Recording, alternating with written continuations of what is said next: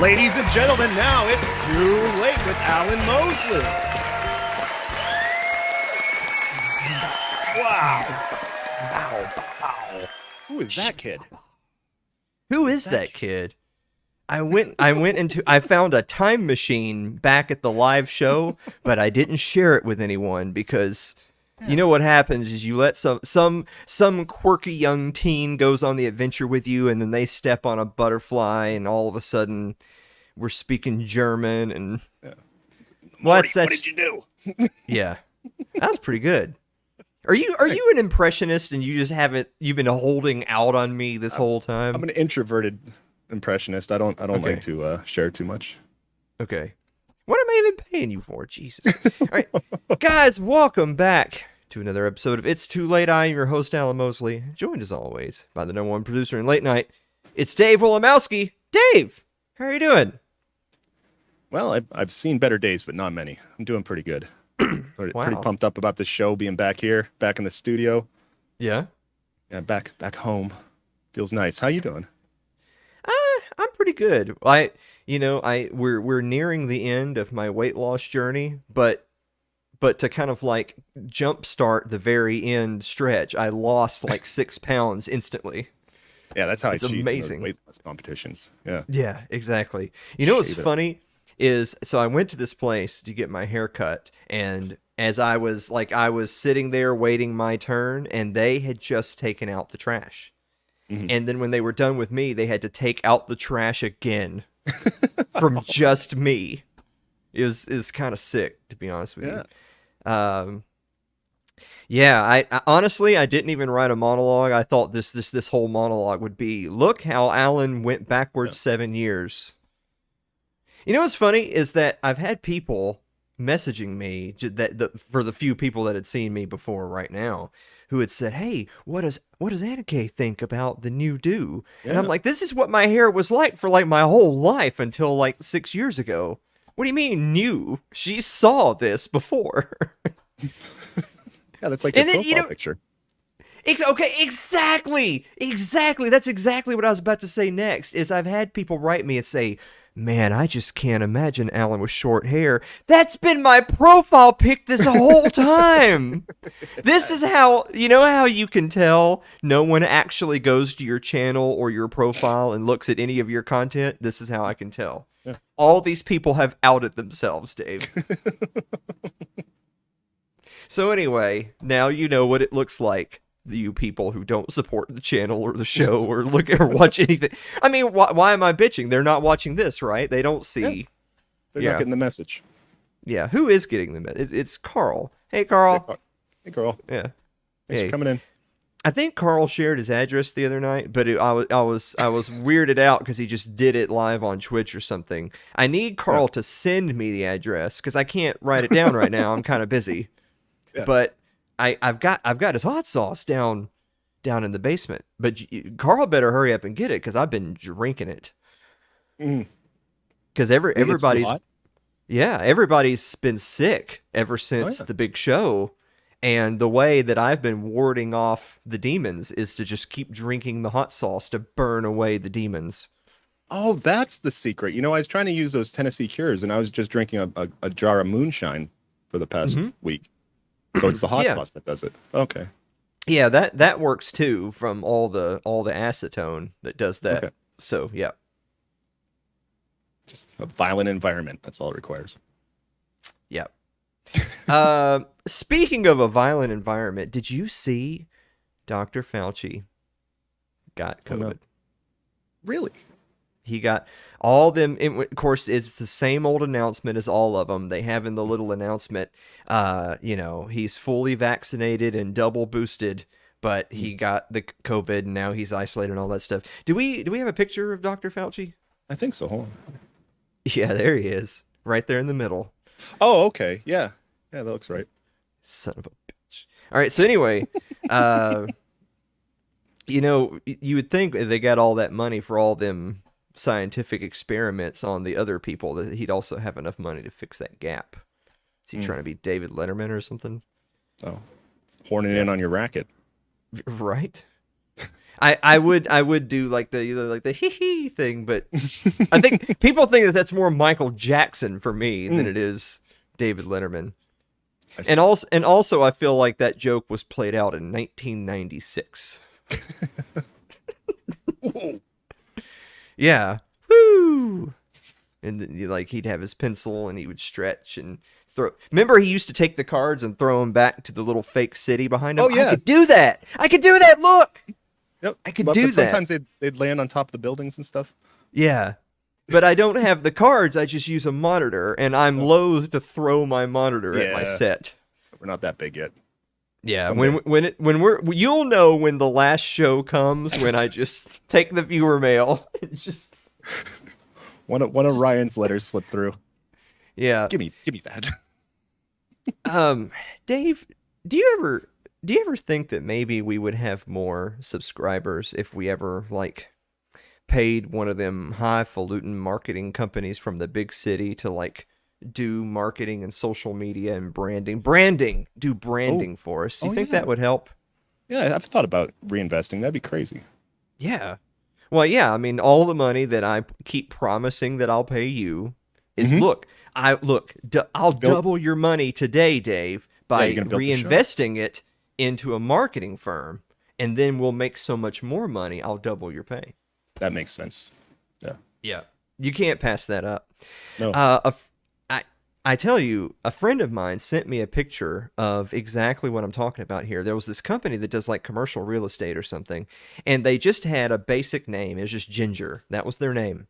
Mm-hmm. And they paid like $1 million to this marketing firm to say, hey, can you do something with our name? Like kind of make it into one of those text logos thing where it looks like modern and jumbled up and just kind of chic and hip and that sort of thing. And they put that $1 million to good use. Take a look right here. Oh, it's Ginger, Dave. That's what? Doesn't make sense. Ginger. That's what that. Two lines. Okay. That's what that's supposed to say. Okay. It took me a second to work through it. It's like a maze.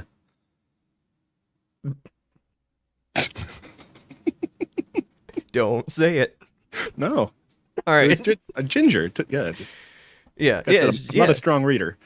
Yeah. Well, if you like to read counterclockwise, then just pause the video, rewind about 30 seconds, and go read it again. But don't say it, Ryan. All right.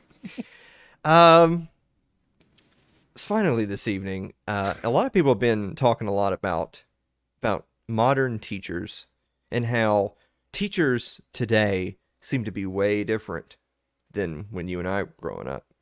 Like I can remember being in elementary school at McDowell Elementary School back in Columbia, Tennessee.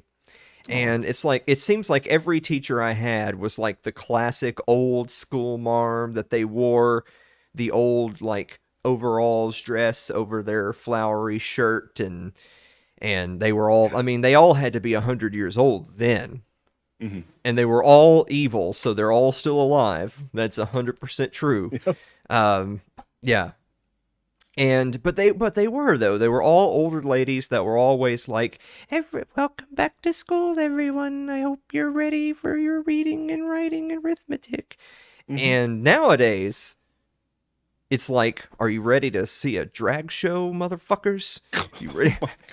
Like, let me show you how to put on a condom with your mouth. But this is not high school, mind you. This is like, second grade. Yeah. I was reminded by this graphic right here. Take a look. Teachers when I was a kid. I hope everyone had a good recess. It's time for math. Teachers now. Whiteness is privilege. Now who's ready to hear about my sexuality? Let's talk about my weekend. It's ma'am. Did you have a favorite teacher growing up, Dave? A favorite? I mean, I had like this art teacher, usually they're just kind of there to widen your horizons a little bit, think outside the box and stuff like that. Not quite as far as they do today, but she was cool. She just kind of let you do your thing and explore what you wanted to work on. I liked her. Yeah. I think I think the difference is, well, it's because you don't remember anything, whereas Mhm. I remember every painstaking detail. Mhm. Yep. I finally realized that the difference is, like, if people wonder, man, what happened? And everyone wants to dig into all these socio-cultural differences between then and now. No. It's because every teacher that I had in elementary school, like, they grew up in the Dust Bowl. They remember the Great Depression. They had to ride a wagon to school, and then they taught me. It was literally 1-to-1. They went from that to teaching me. Whereas Yeah. all the teachers today grew up like watching Saved by the Bell. You know what I'm saying? Like, Saved by the Bell wasn't on our list the other day. It wasn't. Good. So okay. Good. Okay. Yeah. We have to redo it though because it didn't have just for Married with Children alone. We have to redo the whole damn thing. Yeah. Yeah. Poor audience. No, this is the type of riveting content they've come to expect. They love it. Yeah, if you're in the chat, you've agreed to the TOS. Like, you know, yeah. Just leave your email in the box there, and we'll send you some promotional, you know. Yeah. So anyway, how about that haircut? Am I right? Yeah, dude, seriously. And then I shaved, so we both look like kids, you know. You shaved. I didn't shave all the way. I have to leave a little bit, but It's it's still too much for me. I'm uncomfortable with it. I don't like it. Yeah. I think now that you've done what you've done, you should just go straight back to Fu Manchu. Yeah. Yeah. I don't know. A little warm for that. Chat, this is what we're raising money for this week. If we raise $100 by the end of tonight's after party, Dave is doing a Fu Manchu mayonnaise taste testing. I don't know how that works, but I'm down. Yeah, I'll give it a try. It's very, very much like a mayonnaise taste testing, but you'll also be sporting a Fu Manchu.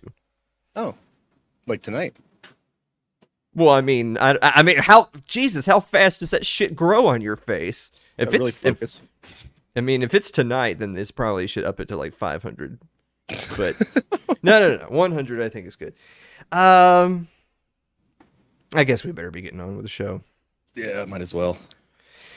Guys, we're going to be back with the meme of the week and the viewer mail right after this commercial break. Stick around.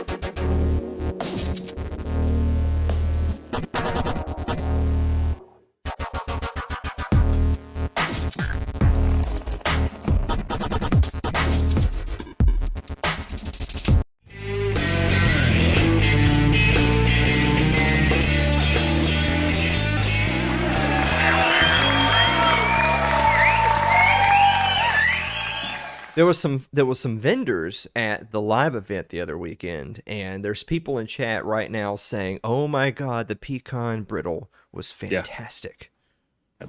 Yeah. People are still fighting over that here. We got some in the fridge. Ooh. Nope. Yeah. Boy, if you're gonna come down to the South, you're gonna eat. That's what you're going to do. Our friend Ryan, who only weighs like 9 pounds, said that he gained 5 pounds like the first night he was in Tennessee. That sounds about right, yeah. And I hadn't heard from him since. He's kind of been off the radar. Yeah. Well, all's well that ends well, I say. Hey, Dave. Yes, Alan. What time is it? Oh, it's time for meme of the week. Oh, we still do this.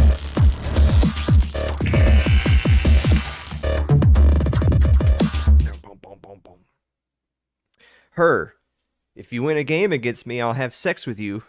Me, after beating her at Russian roulette. My goodness. I told you we were going in a different direction on the show. So don't you act surprised. I told you we were done with politics. We've transcended. All right. But we do have a bonus meme. Check out the bonus meme. The tick after you pull it off your dog. Oh. I can go over too. Yep. Don't say it. No. Say what? Nothing. You got to get the ticks off quicker. That's yeah. Yeah, you don't want. You didn't get any ticks when you were out there in the wilderness the other day, did you? Oh, I didn't even check, man. Oh. Jeez. Well, now you're gonna.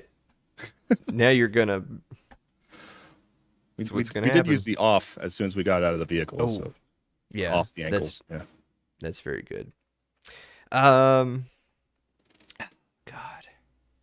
Have you seen the viewer mail this week? I didn't get a really good chance to, I'd kind of catch one when it's come across, but. So remember a few weeks ago when I had just kind of casually announced to the audience that we were going to start being a bit more discerning about the viewer mail since so many people seem to think that it's an opportunity for them to do their type 5 stand up instead of ask us a question. We haven't weeded out the wheat from the chaff yet, Dave. So we're only doing like 3 questions because so many people still don't get it. Let's answer the viewer mail. All right.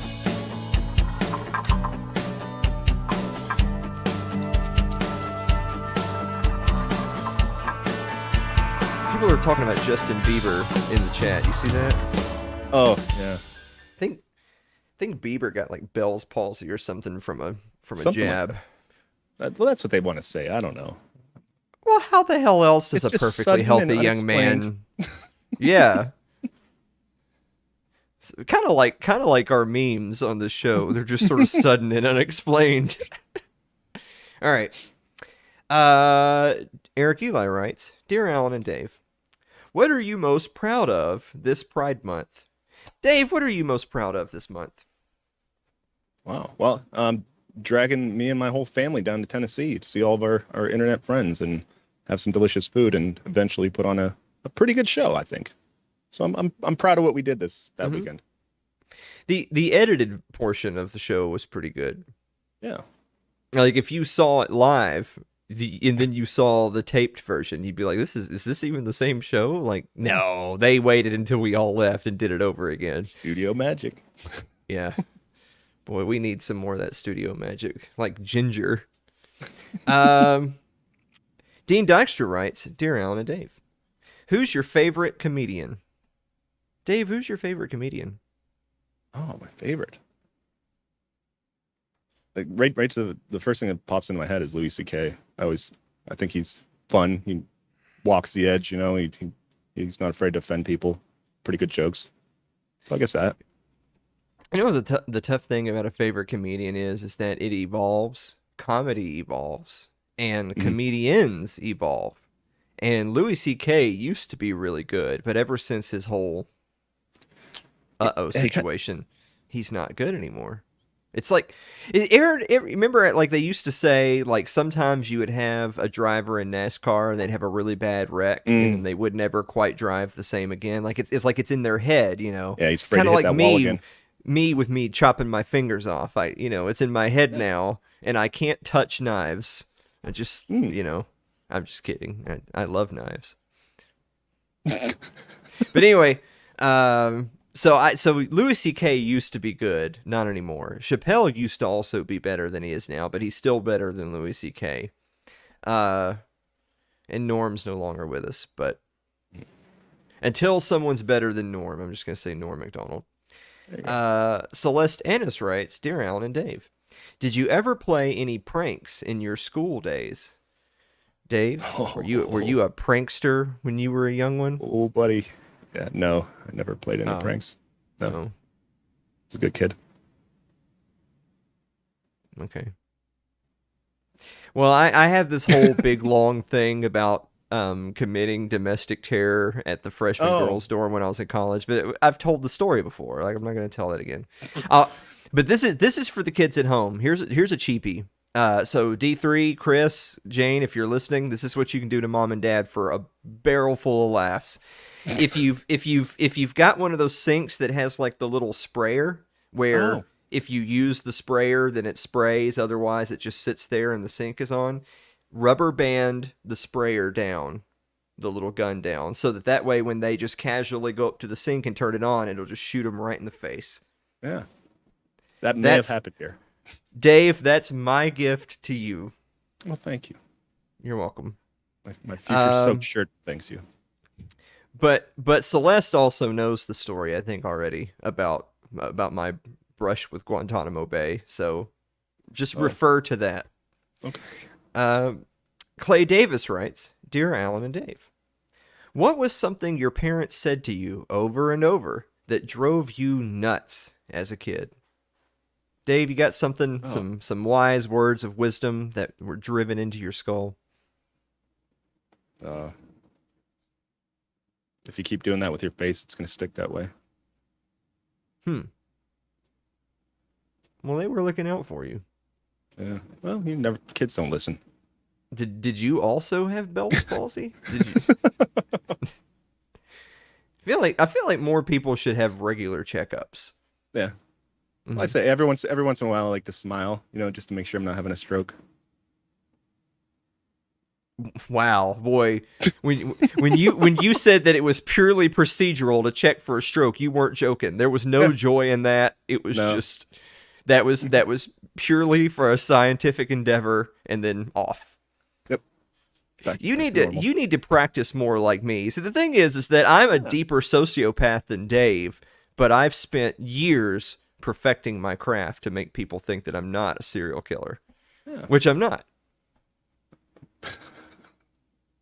Look at him go.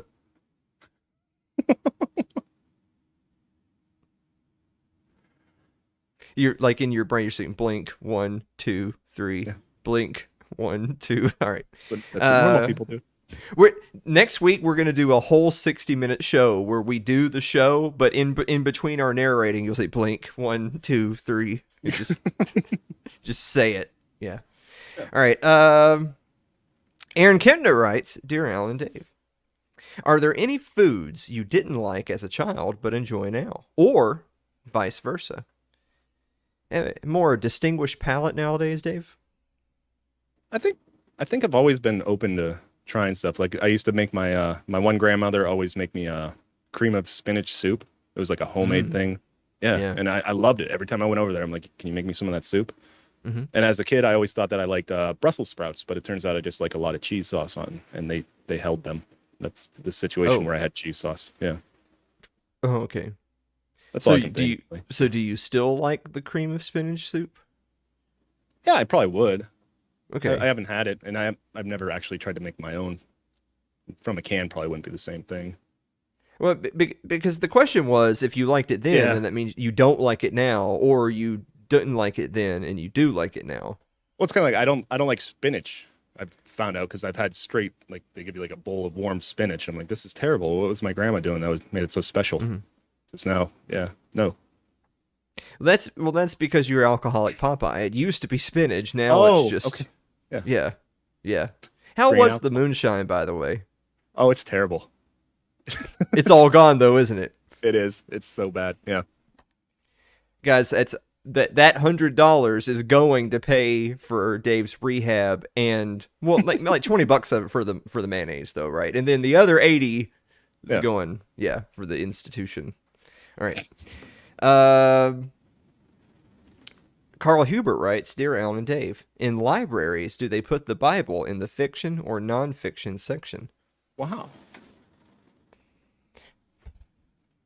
I don't go to where hobos live, so I don't go to the library.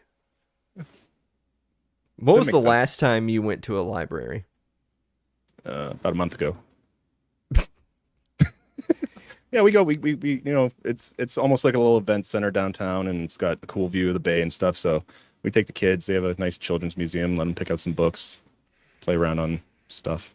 But it's something nice to do with the family, and tell them to stay away from that guy. Just give him a lot of space. Get a load of this guy over here with a family. Doing nice things with his kids. Jeez. What a fag. You're a fag. Only a fag would have intercourse with his spouse and produce children and then raise them. All right. This is going off the rails now. That was it. That was when it happened. Yep. Carl, hope this helps. Andrew Avery writes, Dear Alan and Dave, if your alligator wore Kevlar, would it be an investigator? Vest. Says vest in there. I feel like the investigator pun would have been better if he was in investing, like he's an investor, than to be in a vest, you know. Yeah. Yeah, it's kind of reaching a little bit. Mm-hmm. Still good. If I tell you what, if I had a gator skin vest, I would wear it. Oh. If someone sends me a gator skin vest and or suit, I will wear it on the show. Yeah, you'd have to. Oh yeah. So Andrew, I feel like you took different pieces of puns and just kind of crammed them together. That's how Dave wound up with 3 kids. Is that how that happened? Shut up, fag. Anyway, and finally tonight, Ryan Seifert writes, Thank God Ryan's still here. Dear Alan and Dave, can Waffle House hash browns be used as diesel fuel? Now, it's not that greasy, is it? I thought they were good. I enjoyed them. Oh yeah, I mean they were good, but lots of greasy foods are good. But I don't think Waffle House food is that. Come on, right? No, I mean, yeah, probably. Yeah, it's pretty. I'm gonna go to Waffle House. I've been making a list now that I'm like nearing the end of. Well, I mean, I'm nearing the end, but I'm also nearing the end of my weight loss journey. I've been making a list of the places I'm gonna go. Ooh, triple hash, well done. Triple hash, like hash browns, or like yes, hash? No. I didn't know if they had it. I didn't really look at the You could get that at Waffle House too, I'm pretty sure, but not like inside, like around. Oh. Around the back. I think that'll be a new thing for us. Is that if we. And that's our signal, Dave. They can't see you. You do. Dave puts on this massive amount of performance art just for me. Yeah, you guys are watching me, and I'm watching Dave. And I don't know what. God only help us what Dave's watching. Backdoor Sluts 9 or I don't know. Around back. I actually. Do you ever? All right, real question for a second while I'm opening up my fortune cookie. Do you ever like feel bad for our guests because they appear on this? They have no idea. Oh no, they don't know. But it's kind of their fault though, isn't it? Yeah, you gotta do your research. You gotta have that marketing person. Mm-hmm. I feel like this is something they would do for you. They would turn your logo into racism. And if money really changes everything, then change how you look at money. Oh, take a look at that right there. We got Dave Ramsey writing these now. Yeah, it's very wow. Hey, didn't Mary get a question in time? Did she? I think she did at the last minute. I don't know if she got on your list. I was gonna skip it because the segment ended. Oh, we're supposed to go. But I guess I'll do it. You're a glutton for punishment, Dave. You know what else I didn't do is I didn't do the sponsor thing. But my product is over there, just out of my reach. I can't because.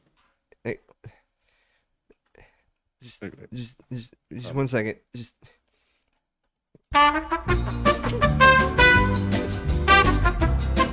right. So anyway, It's Pat Crest Botanicals, which you can find at patcrestbotanicals.com. Promo code It's Too Late. All one word is It's Too Late for 30% off. 30. Here, ladies, I've got the Ascend 3000. This is what I wake up to every take a.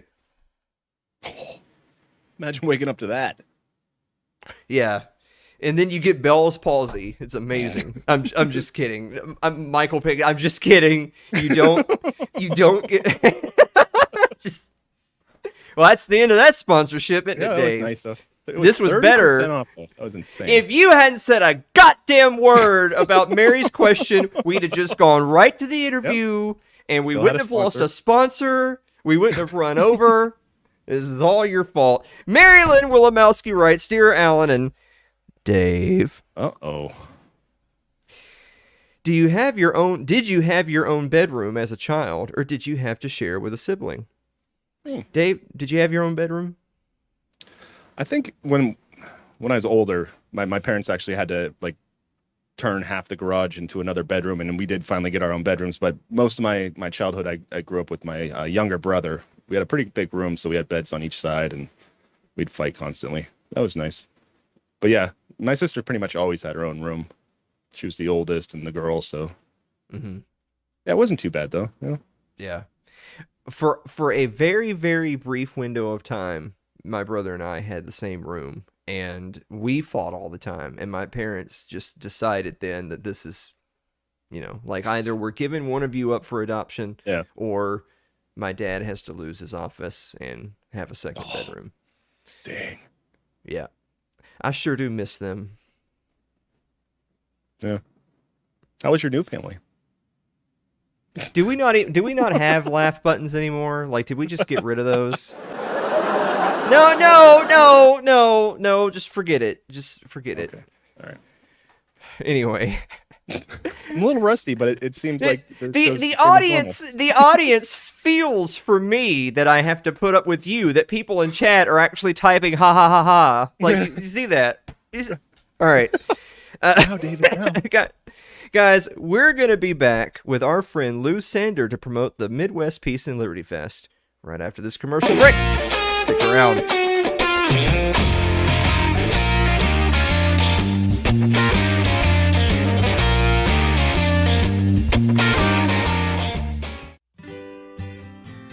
Your ad could be playing right now, reaching thousands of potential customers. Sadly, it's not, but it could be. Find out how to be an advertised sponsor for It's Too Late with Alan Mosley. Email us at info@alanmosley.tv.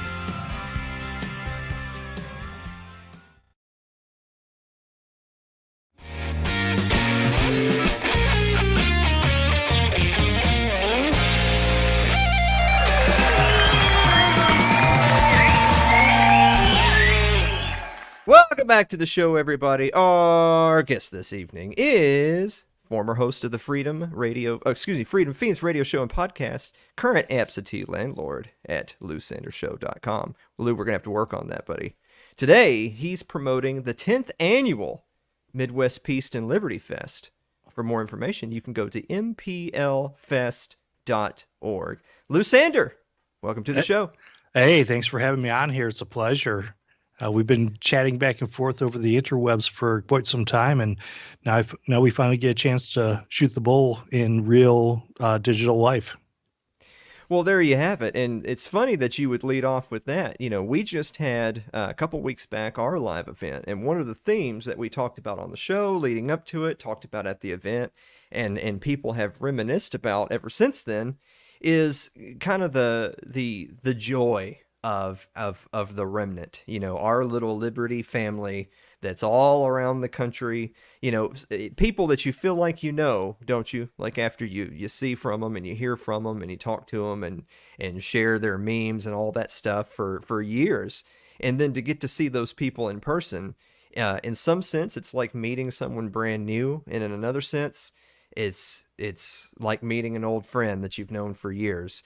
But you guys would know all about that because you're coming up on the 10th annual Midwest Peace and Liberty Fest. 10th annual, Lou. Tell people, for people that have never heard of it before, tell people about the event. Well, I think you just gave it a great introduction. It's all your imaginary friends from the interwebs getting 3D printed into real life, and a chance to actually sit down and have conversations with them and not worrying about like getting put into Facebook jail over it. I think that's probably the easiest Cliff Notes version of it, but it's a little bit more than that. It's a camping event. It's a way to exchange ideas, and of course, like I said, shoot the bull. But there's lots of activities, lots of things to do. There's a lot of people there with a lot of different backgrounds, and they've got their own little things that they do. I think pretty much most of the people there, I think it would be safe to say that it's free range children, homeschooling, unschooling, NVC, peaceful parenting, things like that. So if this is something that you're interested in, there's plenty of people to talk to get ideas on how to go about doing these things if you want to get started. Because with almost everything out there, the most difficult part is the getting started. Where do I take my first step? Where do I put my foot? Well, speaking of where to put your feet, where can people go to enjoy the Midwest Peace and Liberty Fest? And correct me if I'm wrong, this isn't just a one night affair like our nonsense. I think this is a multiple day affair, isn't it? Oh yeah, yeah. So it's going to be July 21st through the 25th, and it's going to be held in Gaines, Michigan. Let me see it's like Prairie Farm or something like that. I didn't know that has a name, but anyway, it's a private property, 76 acres, and it's beautiful. I've spent a lot of time out there. So a friend of mine owns it, and they don't do any real farming out there, but it was a farm. Anyway, a lot of great area for setting up tents. So primitive camping. There's cabin tents for people that don't want to set up or don't have their own. So you can rent the cabin tents. And for those people that have RVs, there's going to be electrical hookups and water and just a whole 9 yards. And there's even going to be showers and porta potties. Well, that's good because let's be honest, we know some people around the community that need a good shower. But or need to with go to that the bathroom. Said, well, yeah, that's true because they're full of it. I know that's what you actually mean. So what kind of activities can people expect? Oh gosh. Aside from the conversations, and also a big subject there is permaculture, self-sustainability. I think there's going to be a discussion on temporary and permanent autonomous zones.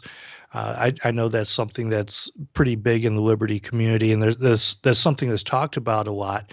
And unfortunately, I don't think there's enough doing there. I think there's a lot of talking and a lot of theorizing. Well, there's people out there that are doing it. They've created these communities, intentional communities or permanent autonomous zones. And as a matter of fact, there was one that was talked about, I believe, last year that was going to be done down in the Metro Detroit area, I think, or somewhere in that area. But so I mean, that's some of the things. But as far as things that we have set up for this one, karaoke with Carrie McLean. There's probably going to be some stand-up comedy and open mic also. A live podcast recording with Daniel McCarthy and Nikki P. The Hikadelic Magical Mystery Tour with Joe Motard. They're going to be going over to a hiking area and searching for mushrooms and doing their hike. The Nancy Cushing Memorial Biscuits and Gravy Cook-Off, that's going to be going on this year. So I think this is like the third year for that. And Nancy is the mother of one of our founding members, I guess. Anyway, she passed away this past year, and she always got a kick out of the biscuits and gravy cook-off. And a little side note here. Yeah, there's people in their 20s, 30s, 40s, and 50s, but there's also people in their late 60s and 70s out there. They're coming around to the ideas of liberty, and you don't need any of that, constitutional nonsense, things like that. So it is really interesting the diversity of the people that come out there. But anyway, so got that. There's going to be an outing to the Holly Oaks ORV Park. So I guess people that have ATVs are going to be going out there and doing a little riding around. You do need the the Michigan ORV park and ORV sticker and ticket purchase required. I'm not sure all the details on that, but if anybody reaches out to us at the fest, then they can get whatever they need on that. The best temporary outdoor showers on the face of the planet. And I gotta tell you something, for temporary showers, these things are the bomb. It's like the Four Seasons of camping showers. Well, so also there's going to be an intentional community roundtable. Kind of mentioned that already. Tuttle Twins reading for the kids, and scheduled guests so far, I believe, Prof. CJ of the Dangerous History podcast. So CJ Kilmer, and this will be, I think, his third or fourth appearance out there. Well, that's fantastic. Yeah. So previous guests that we've had in the past, Brett Venat of School Sucks. He's been out there a few times. Jeffrey Tucker's been out there. Dana Martin, the homeschooling mom, the radical unschooling mom. And, oh gosh, what is that guy's name? He's like a crypto hippie, older Jewish guy, real tech savvy, internet privacy, things like that. I can't remember his name for the life of me, but I just loved listening to him. Oh, Mary Ruwart's been out there too. Oh, great. So we've had some pretty interesting guests come out there. Oh, and of course, everybody's favorite Ben Stone, the back waker. He's been out there a few times. So all that lineup, all the activities that are going on out there, Lou, let me ask you, sort of go back to the beginning here, ask you a little bit about yourself. How did you go from former radio show and podcast to being the big promoter of the Midwest Peace and Liberty Fest? Shortest straw? I don't know. Yeah, it's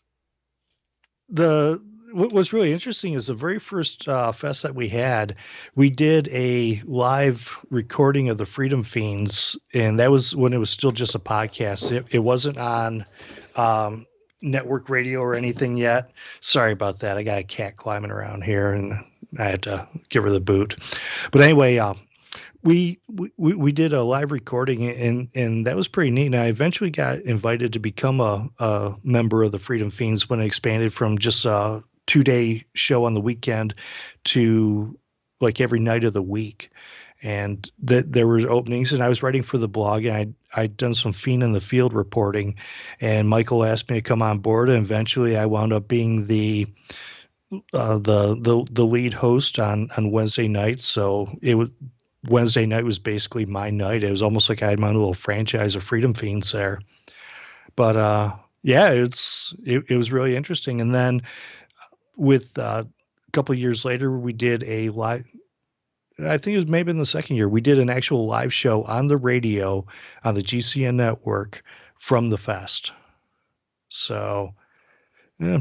But I'd always been a part of this since the very first one. And what's really interesting is if you look at the history, how this thing was put together, down in the Metro Detroit area of Michigan, you had, I don't know, maybe 7 or 8 people sitting around in a living room in February shivering because, well, it's Michigan.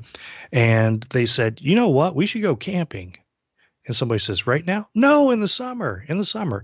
And so they started planning this event for like the 7 or 8 of them. And then they said, hey, let's put an event on Facebook and see what we can get.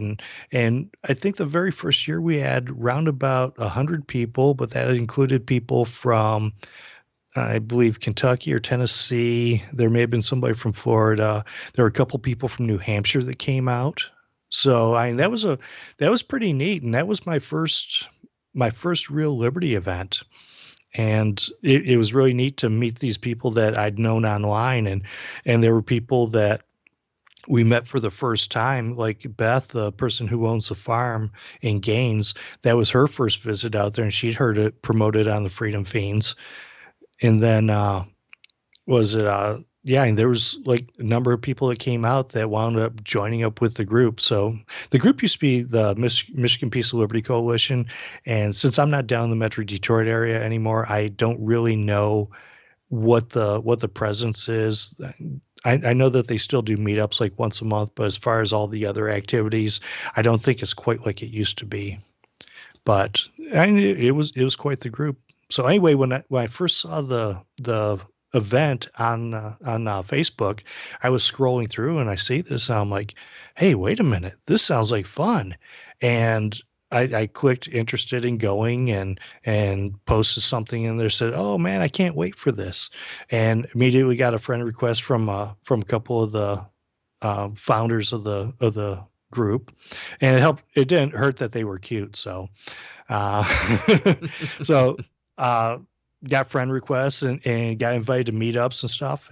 And you know, I probably, had I not gone to the meetups, I missed the first couple that I was invited to, because well, one time I had actual conflict, and then another time, I think the first one, I just like, nah, I'm not going to do it. I'm going to stay home and be miserable because that's more fun. So I probably would not have gone to the fest had it not been for the engagement and the outreach. And like I said a few minutes ago, it's always that first step that's always the most difficult. And now I can't imagine not going to a fest. If I had to hitchhike the 500 miles to get there, I would. I'd look like an idiot with my kitchen on my back, but I would do it. Well, that's definitely a big part of the equation. I know you and I both know from personal experience is, trying to do something like this, trying to do something that involves the community, and you're going to have to fundraise, and you're going to have to, find location and venue, and you're trying to put together all these features because you're really trying to give people, the most bang for their buck, but also, kind of mentally segmenting so that you yourself can enjoy it, right? I know that for, at least for me, every year that we've done our thing, it's always been, it's just a blur. It's just a stressful blur. And then like a week after it's over, I say, oh man, I missed it. Even though I was standing there the whole time, I missed it. Yeah. And so it's tough to do, but that kind of leads me, that's what I wanted to ask you about next is, you've got us doubled up on years. You're going into your 10th annual. We just did our 4th. How has the growth been, and what are some of the things you guys do to try to one up yourself each year, one up every single year, make the latest event the best one yet? That's a good one. I don't know that we've consciously tried in some regards. So the very first year it was done in a state campground, in like the group camping, so big giant open field, and that was kind of a spur of the moment. Didn't know how big it was going to be, any of that stuff, and we wound up getting complaints from the rangers. They came over and said that the people on the other side of the lake were complaining about the noise, and we're like, oh no, not this nonsense. So we had a bunch of rangers coming around squinting at us and making sure that nobody was smoking anything that was unapproved and things like that. And then the following year we went out to a private property. It was Circle Pines. It's a little co-op type deal, and they're a little bit on the lefty side, but for the most part, not too bad. And then we finally moved it over back to the east side of the state. Was it 2 or 3 years ago? I think we've done 3 out there already, or this is the 3rd. I don't know. Who could keep track of it? But I think having it on a person's farm, we know this person, she's part of the group, that really provides a lot of there's less hassle than we've gotten at other places, especially the state campground. But even the lefty co-op, because they were not cool on open carrying, they were pretty anti-gun, so that really turned a lot of people off, and nobody cares about open carry out here. Just don't do anything stupid. The basic ground rules. But so I think moving it to a larger area, we're hoping that there's a pond on this farm. Don't think it's going to happen this year. It could, but we're not putting anything in stone.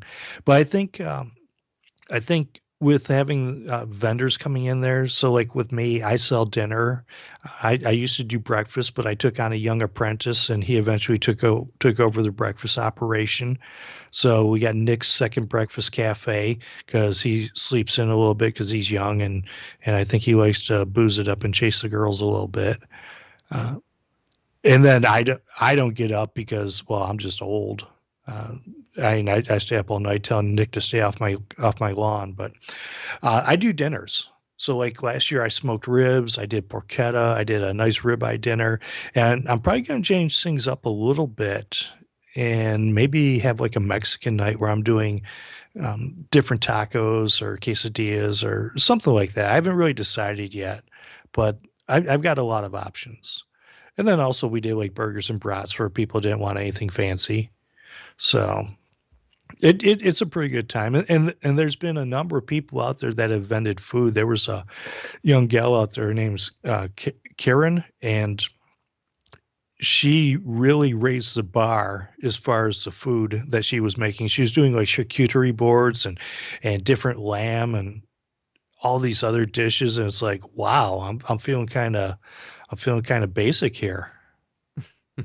Because she's really good and she does a heck of a job. And it's like, well, good thing there's a lot of people out here. So as far as the growth goes, I don't know that we've ever really broken 200. I think we've done around 200 the past several years with people coming in for day visits and then people that are camping for a night or 4 or whatever. So I'm not really worried about the numbers getting huge. Because I kind of the thing that I really like about it is it's more small and intimate. You can go around and talk to everybody and have a solid conversation with everybody in a weekend. It takes a little bit of effort to do it, but you can do that. Where if you go to something like Pork Fest, where I was there 2014 and 2016, 2014, I think there were around 1,600 people there, something like that. It was quite a lot. And to actually sit down with everybody that you wanted to talk to was pretty tough. And then you had all the people that you didn't know that you wanted to talk to because you hadn't met them yet. So to go around and actually introduce yourself to everybody, and you need another week for that. Well, something you said really kind of struck a chord with me is you said that had it not been for the outreach, you may have never gone because you were in the group, you were kind of signed up, and then you thought, I'm busy, Well, I wasn't in the group at the time. That's the whole thing.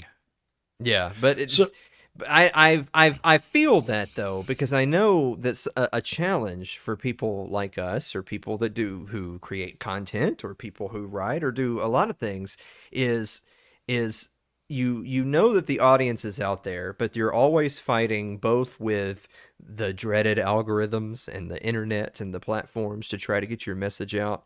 But you're also fighting with people themselves who, I mean, let's be honest with ourselves. A lot of people in our communities being very individualistic in nature, very private in nature, sometimes tend to not be the people who will perhaps travel across the country or even across the state for that matter to go to things. But it's, how do you guys do your messaging of trying to get across to people that, this is how we build community, right? This is how it is that we can have nice things, is by getting people to get off their butts, to show up, to talk, to communicate, to be involved, as opposed to just being those kind of faceless, nameless people on the other side of the screen. Yeah, I express that sentiment directly to them. And there was one guy that came out the very first year. He came out, I think it's like maybe, I don't know, Thursday night, something like that. He was scrolling around on Facebook and somebody had a cop block door hanger on there. It says, come back with a warrant, or bureaucrats not welcome, something like that. Anyway, he says, hey, where do I get one of those? And I think it was Katie, one of the founders. She says, well, come out to Midwest Peace and Liberty Fest.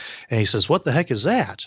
And he was over in Kalamazoo, Michigan, over on the other side of the state. So it was probably about maybe a 2 to 3 hour drive for him, something like that.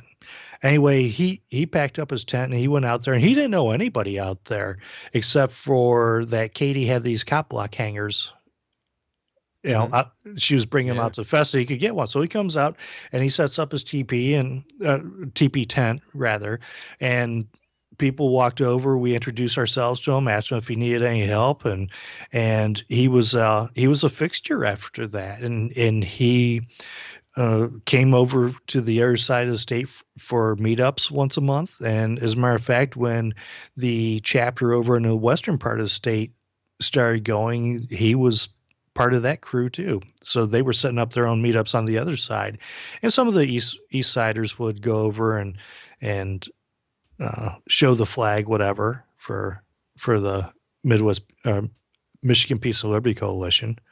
But I mean, that's just one story. There was another gal. She was a recent widow. Her husband had passed away a couple of years before, and she hadn't really done a whole lot. She was really just staying home, isolating, things like that. And she wound up coming out to the fest. It was like her coming out from this isolation. It was her first time really out in public, because all she was doing was going to work, coming home. And so anyway, she came out and she had a good time, and she was just really excited about it. And another friend described it almost as like a group therapy, in that being Liberty people, we're generally considered the oddballs. We don't really fit in with mainstream society all the time, especially if you're full blown Liberty. Limited Liberty people, they can kind of blend in, put on their normie suit and go out there and do their thing. But people like me, we don't really fit in when somebody says, hey, we need to fix the public schools. I said, how about shut them down and not reopen them? And they're convinced that nobody will learn how to read and write. But these are the same people that if you took away babies at like 6 months old and put them in infant training academies, they'd swear that a baby never learned to walk and talk on its own without the government. Yeah. And that's what you're dealing with. But this is a way for people to get out there and see what they've been talking and theorizing about. And I got to tell you, it's a really good group of people. Now, I'm not gonna blow smoke and say that nobody has disagreements or anything like that. There have been disagreements, but you look at how it's handled, and you come up with your own solutions to things, which is really what we preach. So it's an opportunity to practice what we preach and to test it out. And as a matter of fact, I think I'm doing a presentation on law without the state. So that's going to be kind of interesting, particularly when I figure out what I'm going to say. Yeah. Well, that so much of that, Lou, really strikes a chord with me, because I know I speak for a lot of people when I say that, obviously in whatever corner of the country you might be in, it's easy to get down, right? When you see just the nonstop bombardment of the news, and it's always bad. And and it's just that much more important to kind of, get that healthy reminder, even if it's only just once a year, that that we're not alone, that maybe there's more of us than we realize that there is. We just, we don't live next door, we don't see each other all the time, but fortunately for us, we live in current year where we can keep up with each other and we can use technology to say hello. But that being said, it's just no replacement for being able to see each other, break bread with each other. I know I'm incredibly thankful for having had the opportunity to do that. I just want to say to you, it's not even so much a question so much as it is just kind of letting you have the final thought here, that bravo for being a part of putting it together. Because, and it's, I'll say the same thing to you that Tom Woods said to me. When I had said to him, oh man, this is such a hassle, and I'm burning a hole in my pocket trying to put these events together. And at the end of the day, basically all I have to show for it are some group pictures. And his answer was, yeah, but you did that. That opportunity for those people, not even taking yourself out of the equation, the opportunity for those people to visit and have camaraderie with one another. You did that. You made that happen. And you guys have been making that happen for going on 10 years. So well done. Oh, thanks. And it's really amazing. So this is both a family and adult friendly event, and I think the kids probably enjoy it as much as the adults do, and if not more. And like I said, there's a lot of free range and feral kids running around there, so they're doing their thing. They're occupying themselves. They've got adults to maybe teach them how to do different crafts and stuff like that. Like the hippies, they'll get in there and they'll start doing some artwork with the young kids, but there's been archery lessons out there, shooting BB guns. I mean, just all sorts of different things. One year I did improvised fire starting, and I did in like a lot of rain.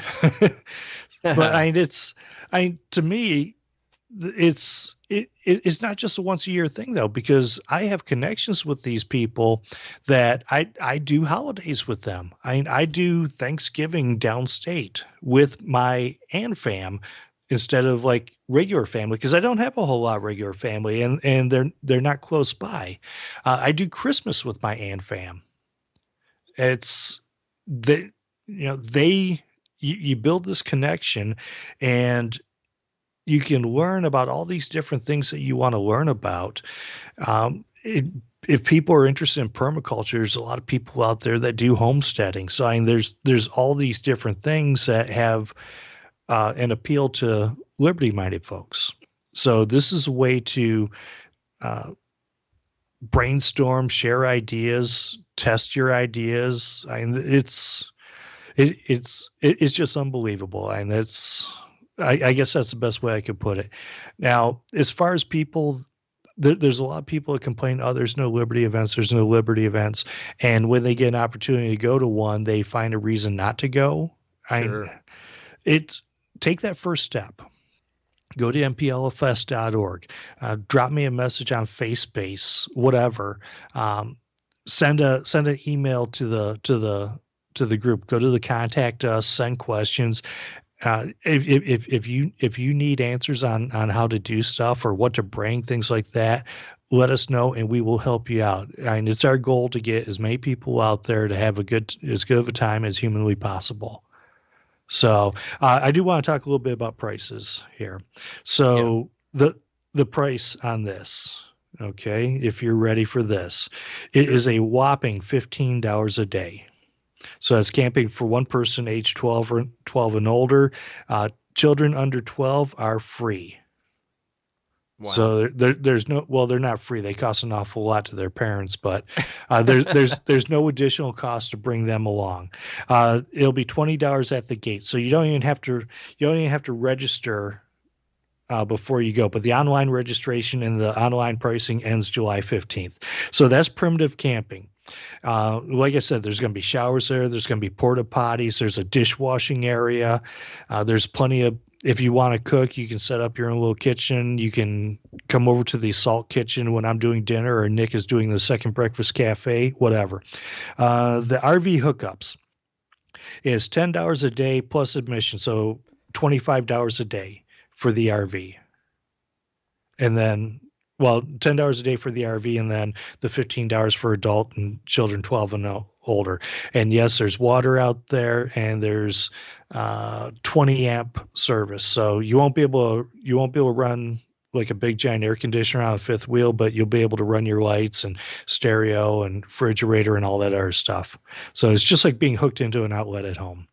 And then for those that are flying in and can't carry stuff or they don't have stuff, they can do a cabin tent. So there's 10 of these things this year, 10 of them. It's a 10 by 10 tall tent, so an easy up.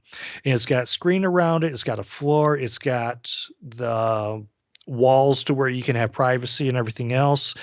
Stand up, walk around, LED light, queen arrow bed with USB charging port. So this queen arrow bed, this is a lot of times with air mattresses, they'll start to release a little bit of air during the night, especially when you got temperature changes. This thing has like a brain on it, and it will refill. And it's not even loud when it refills. It's like, it's not even the regular air pump. It's just like a little tiny air pump that's going to keep you from turning your air mattress into a taco shell.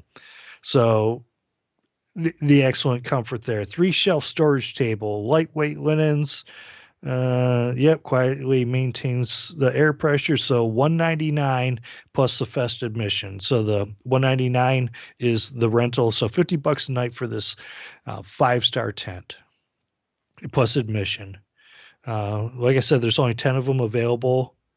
And what else do we have here? There's also a 10% Bitcoin discount. Ooh. Yeah. For people that are wanting to get rid of their Bitcoin right now in particular. Yeah. So we are crypto friendly. Well, I think that was put up before Bitcoin went on sale. So yeah.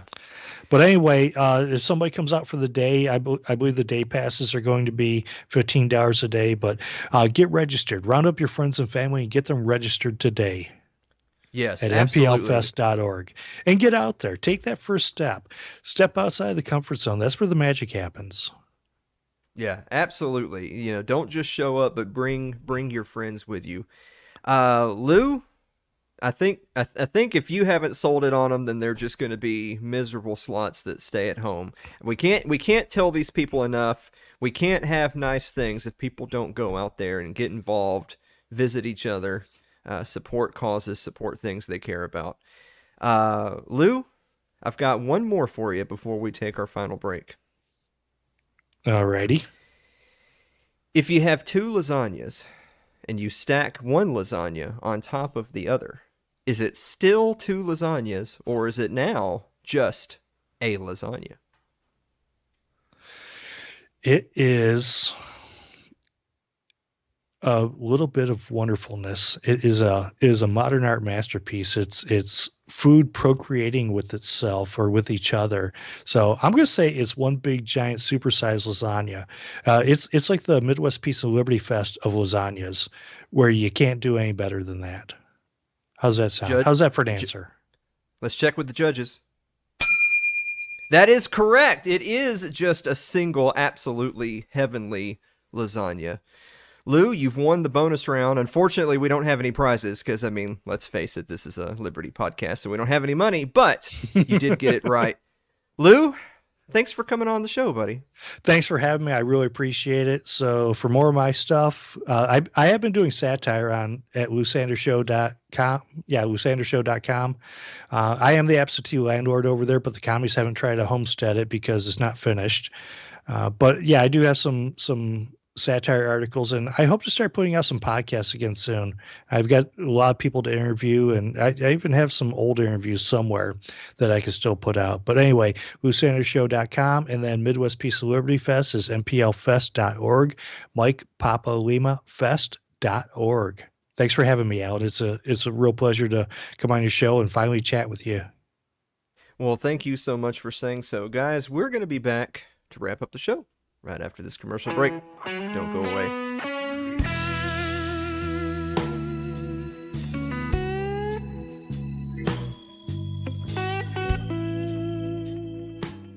If you're enjoying tonight's show, consider supporting the program by becoming a member of our Patreon. That's over at patreon.com/Alan Mosley.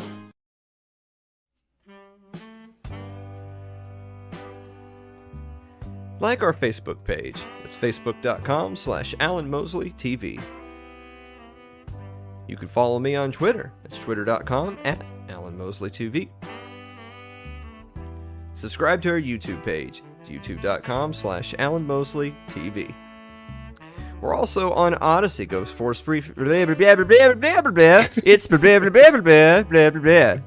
Also, if you're more blah than a blah, you gotta watch the goddamn show. You know what I'm saying? Yeah.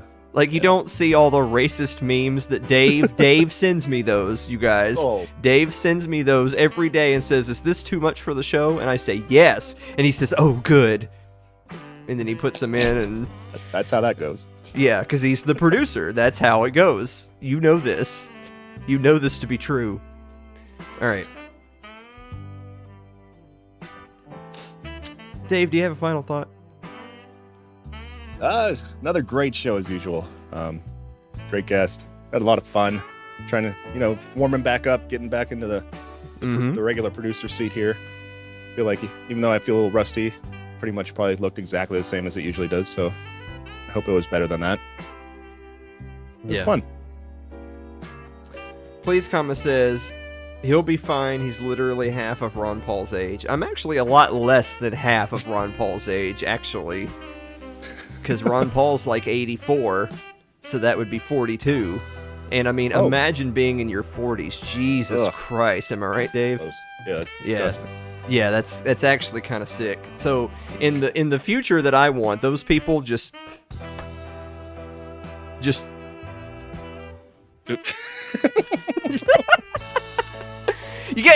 a callback. I feel bad for people like Ryan who just got here 5 seconds ago, because Ryan, you away from the tornadoes. Yeah. After party, you think? Yeah, short one. Okay. Still not 100%. Yeah. All right. When have you ever been 100% on this? What the hell? Oh my gosh, I just ended it. What the hell? Wait, what are you doing? On that. I don't have a safety button on that. I thought I was going to the... So anyway, could you wait for me to say... Could you wait for me to say the line? Could you? Yeah. Could you, though, Dave? Yeah. All right. Now no one's going to get to see my wonderful wink. Just for them. It's on that auto thing. It's gonna... Yeah, it's just going to cut off, and we have to just stop. And then we just have to... I'm going to yell at you in the after party now. That's how we're starting. There we go. After I said I did all right, and then...